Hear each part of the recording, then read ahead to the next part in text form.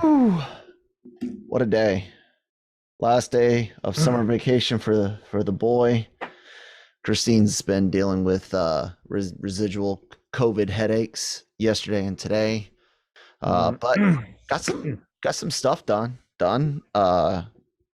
Last or latest episode of the anime versal midnight run went up, which was great. And yeah, I decided to go ahead and make a just the puppets kind of clip show, if you will, showing like scenes that we didn't use. But I still suggest everyone goes and checks out the full Chobits review, because some of the clips I cut cleverly together for comedic effect. Does that make sense? Yeah.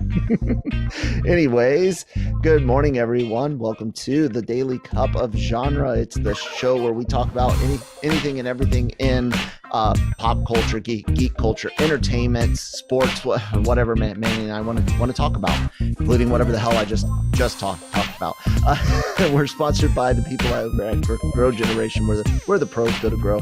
More on them later on in the episode. I am Kyle Malone, and as usually when he's not sleeping in and trying to enjoy the socialist communistic garbage holiday that is Labor Day. No, I'm joking with you guys, but anyways, Manny, what's up, bud?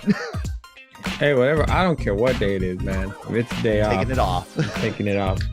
That's how we were in the arm. Well, all the military the same, but to kind of like give us a break from all the war that we kept having to go do, they started instituting these 4-day weekends every month, like at least 1 4-day, and I think even the Army had a 3-day and a 4-day weekend every month, and it was always around those types of federal holidays, even the ones that aren't necessarily celebrated by everyone. It's just a day off for Congress, lazy bastards. That one I do mean. But yeah, man, you kind of missed out yesterday, and we had some big stuff to talk about, dude. The box office numbers for Shang-Chi exceeded your guess, my guess, Ryan's guess, and apparently exceeded a little bit of some internal projections, dude. Shang-Chi brought in $71 million estimated yesterday. What did you think about that?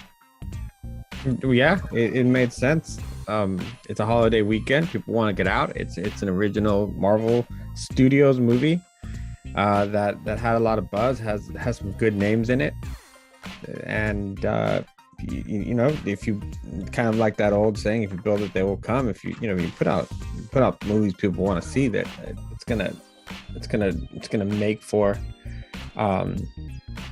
it's gonna draw people. And then also just it's a holiday weekend. People want to do something different, and a movie sometimes seems like a very easy thing to do. And what's out this weekend? It's Shang-Chi and the Legend of the Ten Rings. It just also has a really good sound to it. I mean, yeah. Overall, just, and then I can't help but think also word of mouth from like Thursday and Friday didn't help. From people praising it, saying it was a good movie, and so it doesn't surprise me at all. I was actually I knew we were gonna get something like this. I mean, this movie is significantly better than Black Widow also, so that I can agree with. So yeah, just it's great to see. It's really good to see, because I think that it's nice to see people out in the. I mean, I've already seen it twice in theaters, so that says something. Yeah. I would love to see it a second time. I kind of wanted to look at some of the headlines, looking at Shang-Chi's box office numbers, and I mean, you could see here crushed box office expectations. Let's see what Variety says on what the expectations were. Let's see, tracking had a 3-day of 50, so overshooting by 20. So what else overshot? Candyman overshot, Free Guy overshot, And then I don't remember if they reported Black Widow as overshooting theater expectations or overshooting Disney Plus expectations, but I feel there were some like ways to try to spin it, or maybe it was just records. But we know those three for certain broke the expectations for what they were expecting in screenings, you know, in theaters, and that's a good sign to me that that fear of is 70, you know, 50 to 70 million, is that it? Maybe right now, but that doesn't mean that it's it's it. It means that, hey, I look, movies are doing better than what they are expected to make given other movies performances. That being said, uh we still have to see what the second week drop will be like, and if this peters out like the other big blockbusters this year so far in that 170 million range. You know, here's Fast 9, and the Suicide Squad's real low. Black Widow 180, and there was another one we had talked about. It's probably further back now, but you know, a lot of movies are in that 150, 60, 70 range. That's not going to give us another Avengers Endgame, but I dude, it's healthy. It's healthy numbers for what we're going through, I think. Yep. It's great numbers. Yeah, and man, I want to look at what did Candyman it opened at 22 and a 50% drop, which I think is similar to Free Guy. No, it had a 35. That's right, it was really low. What was that other horror movie, Saw? Saw already came out, right? Jigsaw, Book of Saw, whatever the fuck. It's called Spiral. Spiral. That's it. Didn't that already come out as well? Yeah, it was a while ago, man. Right. How do I look things up in this day? Dan, here we go. Oh, Spiral. Because we were trying to look for horror movies and what their drops were like. Let's see, box office. Weekend. Okay, 47. That's closest to the 50 something that we see for Candyman. Free Guy was real low. What was Jungle Cruise? Because it was a 55. It was different than the high 60s, 70s. And you and I were kind of wondering if these little niche things like a family friendly movie versus a all audience versus horror. 49% for Paw Patrol. You know, last 2 weeks, because we didn't really see any big blockbusters, I think you and I were worried that we hadn't locked onto necessarily a trend, but this kind of puts things back towards that same trend. We'll see what shakes loose. I don't mind being wrong on numbers, but it would be nice to be right on them once, because I've had really bad time with box office numbers. It's a very changing market. Like right now, things are up and down for a variety of difference in an instant. Sometimes it's a natural disaster. Sometimes it's ignorant people that can't get certain things done. Sometimes it's bad marketing. I mean, and everything in between. It's all coming together into this crazy storm that is the 2022 offerings. Yeah, absolutely. And you know, kind of speaking of 2022, there's been some shifts in dates again, Manny. I don't know if you caught the news this morning, but Sony has come out and stated that Venom will now release October 1. So all those nice posters they sent out to people and are posted everywhere have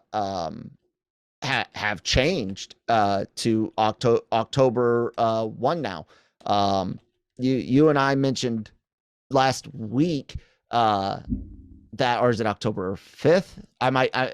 Nope, by 2 weeks to October 1. Yeah, I'm trying to bring it up for you guys from a decent source. Let's see here. We'll go with Variety again. Not that I love them or anything. They're there. They do their thing. You can rely on them for the most part. But yeah, man, you and I talked about how we didn't think it was necessarily just the COVID spikes, that it was theater confidence. Yes, that is related to COVID spikes, but also related to things like releases being faster, quote unquote free or included with your streaming subscription, or just the convenience of home feeding into that as well. How big of a deal is it to see them actually move it back up to October 1st, man? What do you think? I think it shows that this past weekend was kind of a confidence booster in releases for this year.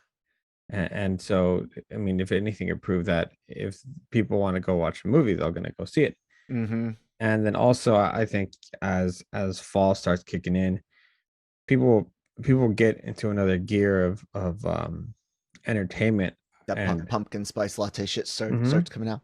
yeah, so all of that, and you want to be indoors a little bit more, and with that comes movie theaters and movies. And I think that it's just a show of confidence that, yeah, okay, you know what, maybe we can make a little bit of money on this film, which is great.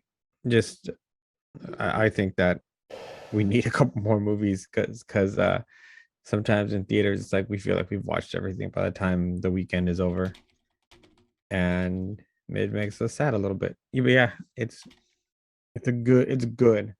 So which Mm-hmm. means more than likely other movies later on this year will not get pushed back either. So My biggest issue with what has happened this last year, literally, like I just brought up about these posters, it's going to be some confusion.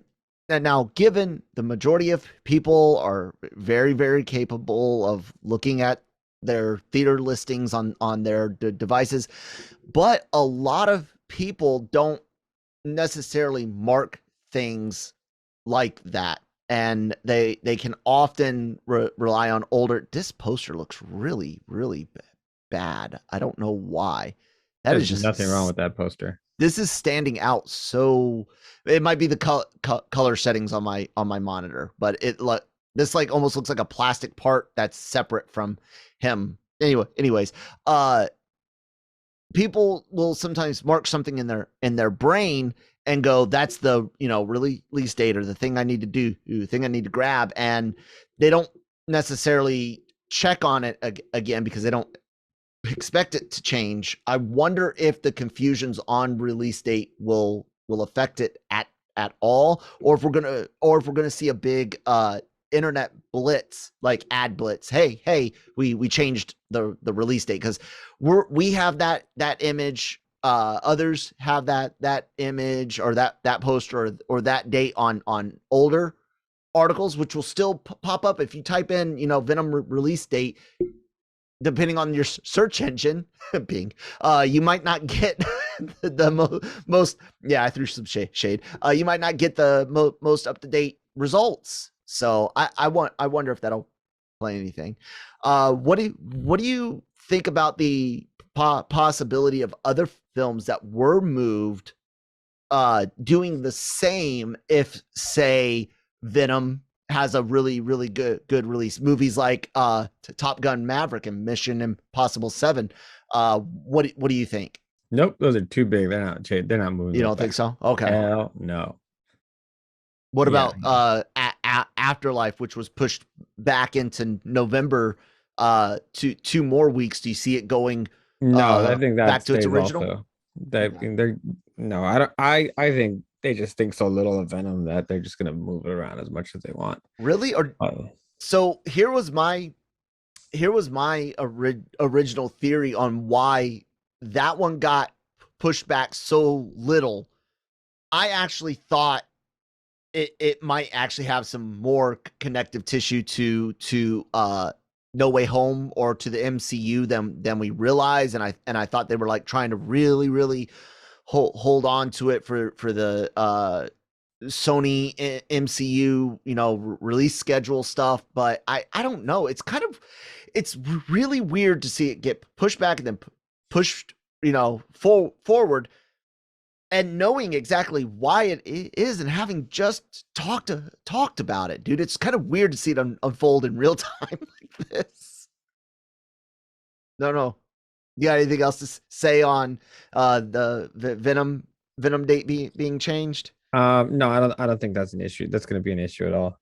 I think the people who are going to go see Venom, actually, you already know who they are, Mm-hmm. and I think it did well enough last time that people are following it close enough. Plus, for Shang-Chi, some of the numbers are that people didn't pre-buy their tickets. People apparently don't do that as much anymore. 63% Yeah, of audience members actually bought their tickets the day of. I saw that. Well, You know what I think that is? I think that's just people not knowing whether or not something's going to be open and whether or not they're healthy to go. Like that unknowingness, like because when you buy tickets via like an app, usually if you return it, if you take like app credit, if you will, you get like the full amount, but if you take cash, you don't get the convenience feedback or some shit. So I think people are just like, it's not worth the risk. I'll just buy it when I get there. You know, I buy tickets day of all the time. I I don't don't. I don't ever I I don't ever deal with, yeah. I forego my military discount to for the convenience of buying my seat ahead of time, and yeah, not having to wait in line. I hate lines. I hate people. No, I just no, I buy I use the app. I never buy I haven't bought a Oh, ticket you at a just buy theater. it. You just buy it day of. You Yeah. mean?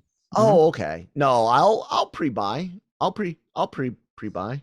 No, I I don't have mind I it. have I have so much going on that a lot of times the movie times that I can go to change shift by an hour or 2 hours or so. So it's just like, all right, we're gonna go to the theater now. And it's like, all right, this is available. All right, cool, go to this one. Boom, done. We would be remiss if we didn't bring up the other things that are going on with Shang-Chi and its release and uh the 45-day exclusive window. What do you think Disney, the Bobs and Kevin are thinking yesterday morning going into today with that 45-day window? Do they now take it and put it on premiere access and theaters for 45 days after? What do you think happens in step 2 of Shang-Chi and Legend of the Ten Rings release after the Aren't they 45 aren't they days? aren't they just gonna add it to? They never said outright that I know of. They said it's got a 45-day exclusive theater window, and after that, it was like we'll see. No one knew if it was just going to be added to Disney Plus, if it was going to go to Premiere Access, if it was going to go to premium video on demand everywhere, if it would. I don't remember if anyone ever said. Let's look it up. What do you think should happen? So let's say they haven't announced a plan yet after this weekend. What do you think should happen after the 45 days, or wait for weekend 2? I think wait for the second week because I mean, if it's not doing anything in theaters anymore, why have it out there? But the thing is, also, there's such a lack of movies that I don't see why you would pull it out. Okay, so it looks like it will come back in August. It was reported that it will come to Disney Plus. Let's see. It is not clear. This comes from Business Insider. Disney Plus is expected to be the primary streaming home for Shang-Chi, but it's not yet clear whether the movie will be exclusive to that surface. Uh, let's see here. They do not say whether or not it's a premiere access. They say it's still unclear whether or not the premiere access will apply. So yeah, it's what I said. It'll come to Disney Plus, but so you just answered. You said wait until week 2. So let's say it carries on like Black Widow and Fast 9 did, and has a 65 to 70% second weekend drop, right? That's rough. A lot of people really hate seeing that. but that might be the new norm, like we said, with things being so front loaded and people being willing to wait. If it has a what we've seen for other blockbusters, what should they do? 45 days premiere access, or just 45 days Disney Plus it free included? Same. Yeah, just keep it in theaters. Just keep it in theaters. So don't put it on Disney Plus. No, yeah, put it on both. Why not? Premiere access or Yeah, both. included? I said that. Oh, man, Right? I got brain damage and Right? I'm Yeah, baked. yeah. Just like I said before, there's not enough movies Mhm. out right now to really cover sometimes an entire theater, and so Shang-Chi is going to be one of those, kind of like the same way you see Jungle Cruise still playing, or you see um some other movies that they like, oh yeah, it's still out here. He's like, yeah, because they need to fill the theater with something. So yeah, I don't think it goes Yeah, anywhere. I could see that. I wonder, and to quote Bob Chapek about his experiment, I wonder if this could you see a situation where we no longer get day and date, but I wonder if this will enable people to be willing to maybe use Premiere Access after 45 days. You know what I'm saying? Like, if they don't release it day and date, they do a 45-day theater window, and then they do, say, another 45 days Premiere Access and theaters. I don't, that seems kind of worth doing, right?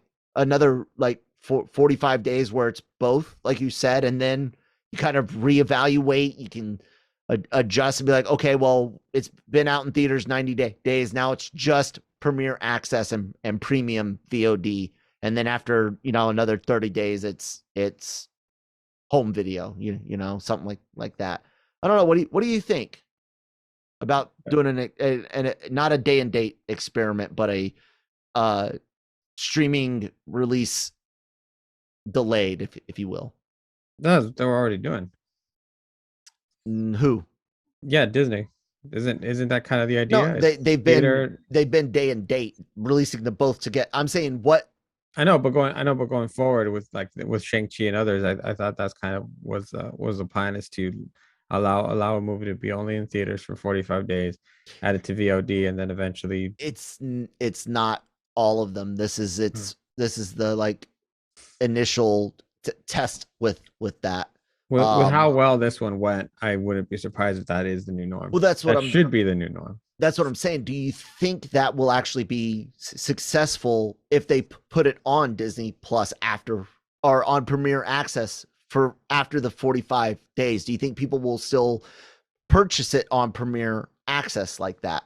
Yeah, because there's a lot of people I know out there that won't go to the theaters, and they're gonna wait until it's on VOD. And even if it doesn't do so well on Premiere Access, who cares? You already got your theater money. Yeah, I And then guess. also you have your people who are then at that point waiting for the physical copy so they can add it to their collection. So this is probably going to be the best solution going forward, because this weekend proves that the people who are going to go out to watch the movies are gonna go, and then you still have your people who just don't feel comfortable in the theaters, can't go to theaters, and they just have to wait 45 days, and then they get to watch their film. And then from there you have the people that were just waiting for the physical copy. So I mean, this movie is going to continue to make money for a while. Yeah. We'll see how it all shakes loose. I know some of the drama YouTubers on YouTube have been expecting this movie to fail and bomb and all of that. I don't understand why either. Like, People get.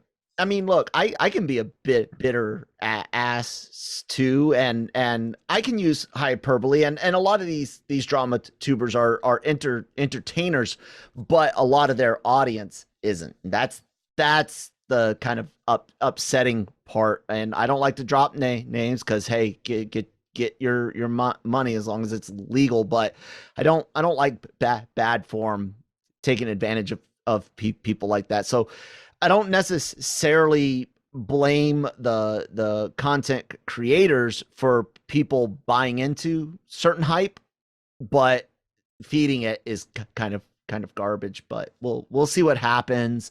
It might have a horrible second week. The Disney Plus Premier Access stuff might not turn out so well.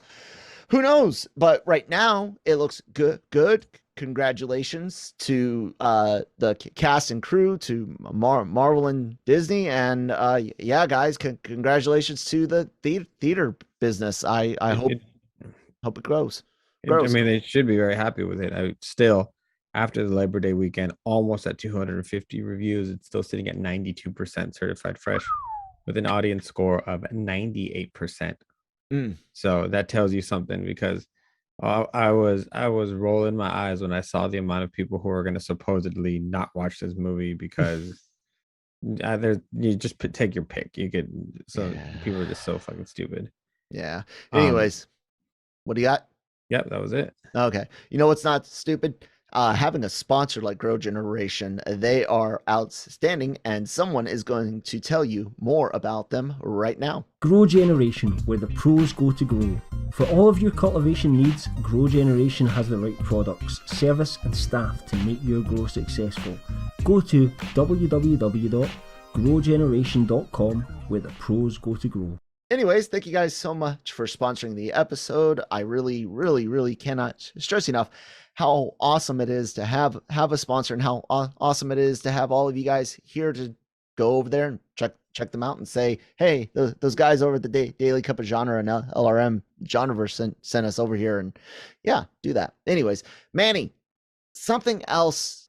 It's Tuesday. That means I kind of want to do at least a quick Tech Tuesday segment. It kind of feeds into what we were talking about just with the box office, people getting used to something, that idea of, oh, it should be on streaming, or I shouldn't have to wait so long to see a movie at home, and all of that, right? PlayStation 5 specifically is incredibly hard to get, right? And right. For a while, they've been releasing games with free upgrade. Like if you get the PS4 version, you can upgrade it to the PS5 version for free, and whenever you get one, it seems like a sweet deal, right? I mean, it does kind of suck that it's almost impossible to get one thanks to scalpers, but whatever. They had announced when they showed some new stuff about Horizon Forbidden West that type of service would be ending, and people lost their shit. I guess kind of sort of rightly so, because you had kind of been promised that would be the deal. But it goes back to what you and I were saying about that mentality of we're entitled to this. You're not going to get games like Horizon Forbidden West if you're just going to give away free shit. They stepped back on Forbidden West, but they are going to, for their in-house studios, Sony studios, charge a $10 digital upgrade from PS4 to PS5 after Horizon Forbidden West. A lot of people still upset about this, again, because it's hard to get one. I get that, but dude, people have got to get over this idea that they're entitled to something, and these little Band-Aid stopgaps, that's what they are. Band-Aids eventually come off, and if the cut's deep enough, there's a scar. It sucks, but that's life. What do you think, Manny? I think that PlayStation, Xbox, they need to fix their actual problem, which is the availability of their game system. They can't. Just goes away. That's not in their hands. They made their orders. It is in their hands. How? They're just like Apple is able to really control the way that their products are distributed and sold. these two once a companies can do product that. is purchased, they have nothing over it. Once Best Buy makes an order, once Walmart makes an order, once Target makes an order, Yeah, those are now going forward, they have the opportunity to fix it. how Not just do an in-store only exclusive for some that's time. on the stores No, though. as a for a product, you say you buy this, you can sell our product if you sell it this way. Okay, You but can do that. who's going to do that? Yeah, if they want to sell PS5s, I mean, hell, if Target doesn't want to do it, do you think Best Buy wouldn't be chomping at the bits to try and do something like that If to draw more people in stores? if they were, they would already be doing it. That's what I'm saying, is that little problems like this could be avoided if they do that. They can solve that whole big issue But no, it's their it's on those stores, dude. Like the stores could do that on their own without Sony having to lift a finger. All Target's got to do is say no digital sales. But here's the other problem with that. If you go to in store only, the crowds, dude, the crowds right now, because of how limited these are, could you imagine what drop days would be like for these systems, especially when stores are only going to get, your local GameStop will only get, like the Switch, they were only getting 4 or 5 to some of the like mid level GameStop stores at a time.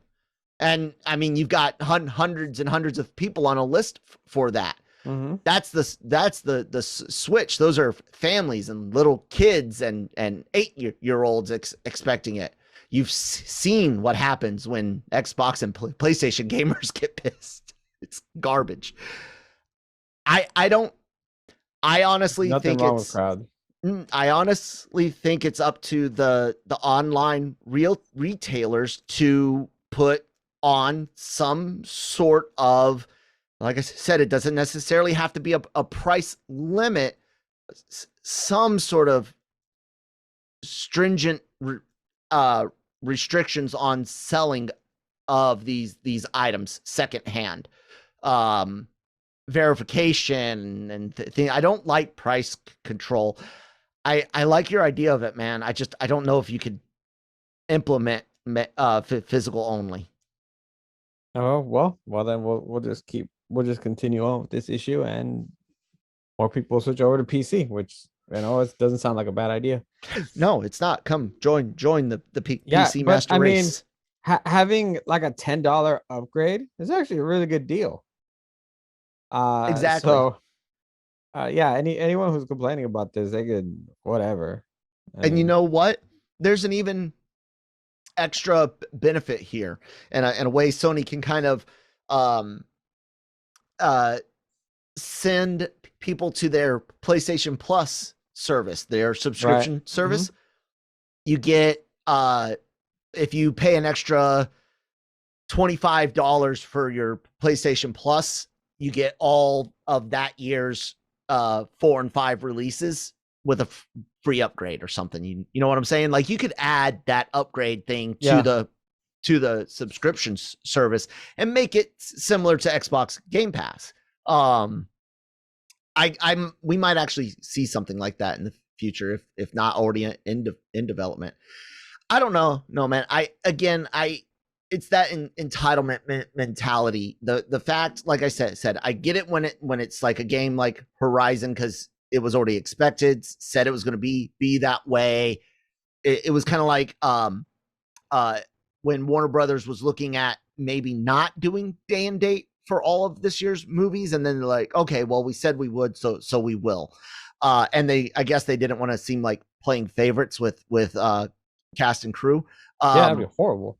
Yeah, exactly. So they went back and said yes, we'll make it day and date for everyone.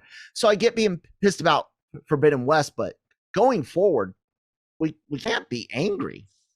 The chip shortage is not going anywhere anytime soon until people get their new fab sites up and running. Everything is getting more and more chips in it, and it's not going to get better. That's why at first when you're like, oh, they can fix it, it's like, no, they can't. They've already placed the orders for chips. They're already set. We have no more room to print anymore. And then it's more of what you were getting at about selling and stuff. All of that feeds into it, but regardless, we can't. We're not entitled to other people's work for free. I hate to make it like an socioeconomic issue, but Manny, you can't tell me that complaints like this, complaints about, oh, why isn't Shang-Chi on Disney Plus already? You can't tell me that's not like entitled garbage. Not everyone. I know some people are ill and whatnot for the movie side, but this right here, this gaming stuff that's entitled garbage, isn't it? This is the same people that don't want to work right now. This is the same people who are every 2 weeks asking for a stimulus. They're the same people. Yeah, I'm just, yeah. You gotta pay if you want. That's kind of how it works, economics 101. But that's what you would think. that's what you would think. Anyways, hey, there's one other rumor going out right now that I kind of wanted to bring up to you, and it's not that big of a deal, because literally, guys, this is just a rumor. No reliable sources. I know that we've had some good stuff, but there's word that Star Wars is working on a new trilogy, and of course, there's never been a official cancellation of Rian Johnson's trilogy. That being said, some people are rumoring it's episodes 10, 11, and 12. Manny, what do you think about them potentially carrying on with an episode 10, 11, 12 that follows some of the sequel trilogy characters? What do you think? With all due respect, Kyle, I don't care. Thank you. I mean, it's just they have such a mess over there right now that whatever. I'm not even like, whatever. You got a director right now doing Rogue Squadron who doesn't believe streaming movies are real. So yeah, I really don't care. I gotta see it now. Now it's a matter of I gotta see it first to really be quote unquote excited for a Star Wars anything for the movies, especially for even the Jesus, I almost called it the Mandarin. Even the Mandalorian. Neither of us can fucking talk to the Mandalorian. Jesus. Oh, come on, you gotta tell me you didn't love Trevor in Shang-Chi. That was great. That was great. His whole spiel about Planet of the Apes was so fucking funny. I loved it. It's just a performance, mate. Sit down, lay down, right? I'm not dead. Yep. Yeah, Ben Kingsley. Good. Yeah, good, man. good like guy. we can literally see Disney just squeezing Star Wars for all its life. I like the Mandalorian stuff though, but it gets really boring at times. Like he's just walking most of the time. So that's Westerns for you. No, I like Westerns, and Westerns have a little bit more spice to them than that. They have more talking while walking. You mean more character development and depth? Yes. I said talking. And I know I was just elaborating your word talking. Yeah, just Star Wars is Disney has taken the fun out of Star Wars. That's for me. Like I was excited for whatever the first one was. I was excited for The Mandalorian. I was excited for hell, even The Last Jedi, because I didn't know what I was getting into. 7 was good. 8's gotta. I mean, Empire was great, but so yeah, it's just whatever, man. Just I'm sorry. Like I wish I could be more excited about it, but it's all about the money. It's all about the bottom line, and The only thing I'm remotely interested in checking out right now with like a little bit of hype is Visions. Mm-hmm. Other than that, Oh, I'll Visions. see it when it comes out. Visions. So you're right about Patty Jenkins and Rogue Squadron. Her comments there, her work with Wonder Woman 84. Whew. Guys, I really just I don't I have a lot of confidence in that, and that's like my baby. I am in a imaginary stalker relationship with Michael Michael A. Stackpole. I almost said Michael J. Fox. Michael A. Stackpole. I'm looking at the Rick and Morty live action clip on my screen. And someone did the Photoshop thing with Michael J. Fox. Anyways, and her stuff and her past film, I don't have all the confidence in the world for that. The idea of us carrying on the characters from the sequel trilogy, I know everyone wants to see like Rey training Finn and a new Jedi stuff, all that stuff that a lot had wanted to see for Luke, but done with Rey, which could be fine, could be fun. So some people want to see it go in a different direction. I want to go 1,000 years in the past or 1,000 years in the future and get the fuck away from everything that we already know. 200 years is not enough. 300 years is not enough. Why? Because, at least going into the past, it's got to be at least 1,000 years, because the fucking little green guy, Yoda, I don't want him to be around. And in the future, I want to get the fuck away from Grogu now. So let's go 1,000 years in the future. You know what I'm saying? Like either that or it's. I get that for a lot of people, Star Wars is Jedi and Sith. For a lot of EU fans, it's more than that. But we need to decide something, Disney. Either Star Wars is all about fucking Palpatines and Skywalkers, or it's not. You know what I'm saying? Yeah. Like we can't keep doing this half-ass shit.